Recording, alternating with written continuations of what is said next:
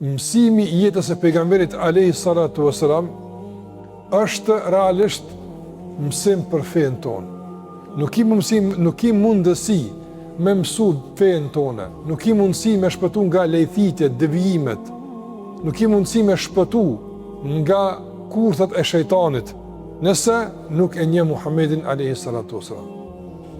Fatkeqësisht në jetën tonë sot ndërkohë jorë reprezentojnë edhe forma të ndryshme të fesë, qysh duhet me qenë musliman.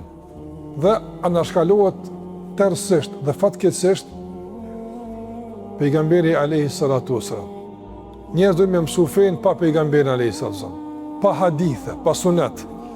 Do me mësu fen sipas tekeve të tyre, t'ja përshtatin fen jetës së tyre, epsheve të tyre, tekeve të tyre. Dhe padyshim se kjo është një nga tendencat më të rrezikshme historike që ne sot me to ballafaqohemi për shtrembrimin dhe devijimin e fesë Allahu te barekuhu teala. Andaj pejgamberi alayhi salatu wasallam me mësimet e tij dhe me udhëzimet e tij dhe me thëniet e tij dhe me shpjegimet e tij është garancë për mësimin e duhur të fesë. E pas pejgamberit alayhi salatu wasallam janë shokët e tij, të cilët e pasuan sinqerisht dhe besnikërisht I përcjell mësimet e tij deri tek ne.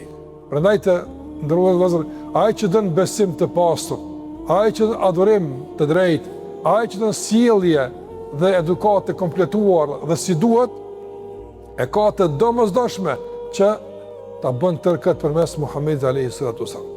Prandaj ne kemi nevojë me mësu për pejgamberin pse? Nga se mësimi I jetës së tij është realisht pjesë e fesë tonë. Është pjesë e fesë, nuk ndahet feja nga Muhamedi alayhi salatu wasallam.